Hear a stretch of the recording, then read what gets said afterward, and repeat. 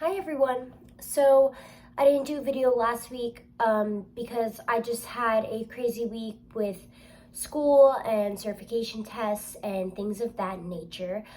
And at first I was like, oh no, I can't miss a week even though I don't have a lot of people watching. It was just like, for me, I felt like I need to hold myself accountable. I told myself I was going to post every Friday. I need to post every Friday. But it's just all a part of the fact that being consistent doesn't mean you have to hit it every single week. You want to hit it most weeks, but what it's about is that once you're knocked down, or not knocked down, but once you miss a week, you come back the next week. That's what consistency is about. Obviously if you're doing every other week, that's not consistent, but if you're consistent for most of the time and you miss a week and you're a consistent person, you're just going to come back the next week. But it is hard because, I feel like even working out with a lot of things, once you miss time, it becomes easy just to let it go to the wayside. So I am just happy to be getting it done this week and getting back on track. But the topic that is going to be for the video is kind of navigating your 20s and to not compare kind of your experience to other people's experience, whether that might be you're comparing it to a friend or a sibling, or you're comparing it to people you see on social media. So your 20s, which I saw this on social media and I kind of resonated with. I like to think of it, or, this guy I saw likes to think of it, and now I like to think of it as your workshop era. So this is really a time that you get to be selfish.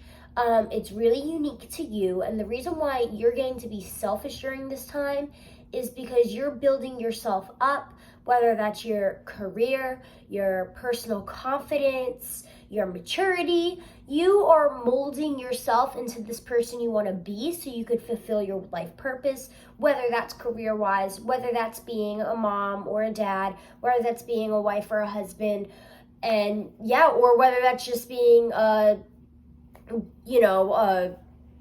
businessman, a farmer, a CEO, whatever the case may be, a professional gamer, whatever your life desires. So at this point, usually in your 20s, you're not in that case to maybe give back, or you're not in that case to, I'm speaking general, you're not in that case to be your mom or a dad, where that's a really selfless position where your children are the center of your world. So this is why I say that the 20s are a selfish time where you are working on yourself. So that in maybe your 30s or your 40s or your 50s, you could be in a position to give back if that's something you want, or you could be in a position to kind of be free and relaxed and not be working on yourself, but just kind of be enjoying yourself. So this all goes to show, right? Our 20s, as well as our 30s, 40s, 50s, could look different for each person, and that's nothing to be ashamed of. So I feel like, social comparison is just a thing. It's human nature. It's never going to go away. And to a certain extent, it's healthy. You want to be pushed by other people. If you see other people's success, if you see somebody else master a skill and that inspires you. A lot of times seeing things on social media or seeing your friends or family succeed, it's inspiration. But sometimes it could be a negative thing, and that's when you kind of want to combat it. So for example, in your 20s, I feel like for me, I didn't go and dorm at college. So I didn't do any of the college life, any of the football games, any of the partying, the hanging out with friends. I don't have very much your typical 20s fun or your 20s social life or anything like that. I don't personally struggle with this But I mean, maybe I have at times, but like very situation based, not like an ongoing thing. But people compare, like in your 20, like I'm specifically talking about 20s today, but this obviously goes for all ages. Like, oh, like, you know, this person is out partying and, you know, I don't have that opportunity, or I don't have the friends to do that. Everybody has their own form of fun. Somebody else's form of fun doesn't have to be your form of fun. Just because somebody likes partying and that might be the, you know, glorified method of fun doesn't mean your method of fun isn't valid. If your method of fun is watching Netflix in your bed, then that's how you spend your relaxing time. Because like I said, your 20s is a time to be selfish. So if you are going out and spending your time partying when that's not something you like to do because you're ashamed of what your form of fun looks like, then you're not nurturing that part of you that says, you know, you're not nurturing that part of you that needs to relax, so when you need to work and be productive, you could be your best. And then your fun almost feels like a sort of work, you know? And it could go either way. People who are partying are probably looking at people who are more homebodies and being like, wow, like I wish I could just kind of like be alone with myself and, you know, be happy. But, you know, my form of happiness is being with all these friends. So that's why I say this is a time to be selfish, because you do what you truly want to do, not what other people want to do, or what you want people to perceive you as liking to do, because at the end of the day, that's not pouring into yourself. That's not being selfish. That's being selfless. And your 20s isn't a time for that. Like, doing what other people want to do isn't really being selfless. But you know what I mean. You're doing something for somebody else. You're not doing it for you. So your 20s just isn't a time for that. You really, really, really want to focus on yourself and getting to know yourself. And this is the same for success, which this pushes more into your 30s, 40s, right? People think that, like I said, I'm speaking very general. It's common, like it's glorified, you know, to have husband or a wife or whatever and kids and a beautiful house. But if that's not what your form of success looks like, if your form of success looks like living in, you know, a more conservative house and you don't have, you know, a spouse and kids and you just want to have a small house on a big piece of land and nurture your farm and your garden, that is amazing. Like same way you don't want to compare your form of fun to others, you don't want to compare your form of success. Nobody is in their right to tell you that your form of success isn't correct, because you only get one life. You only get one life, so why live it the way somebody else wants to live it? Everybody's form of success looks different, and there is no default, despite what, you know, social media might put out there, or despite maybe, you know, friend or family pressures. And I feel like that's a good way to put it, you know, if somebody's like, oh, like, you know, when are you going to get a boyfriend? When are you going to get a girlfriend? Or when are you going to get a husband, wife? When are you going to get kids? You could be like, you know, that's just not my form of success, and that's not my form of living with love.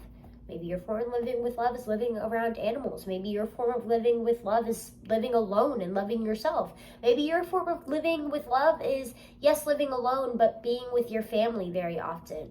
Like, everybody has their different forms of success in their life. And, you know, it's like, I don't know if you, and I don't even know how to pronounce it, but it's just coming to me. Maslow's like hierarchy. It's basically like the human needs. So we have, like, obviously, like on the bottom are like our basic needs. We've got food and shelter and water and all that good stuff. I might look it up.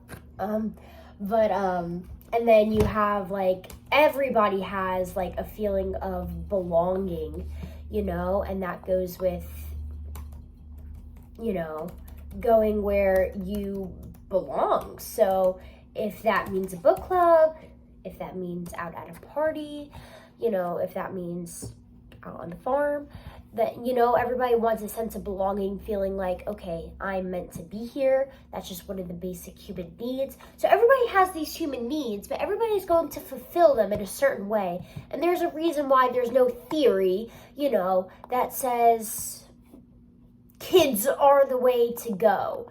You know what I mean? Because there's nothing showing that. Everybody is different. Never mind. My computer's being really slow. I really wanted to look it up so I could refer to it, because I thought, okay, here we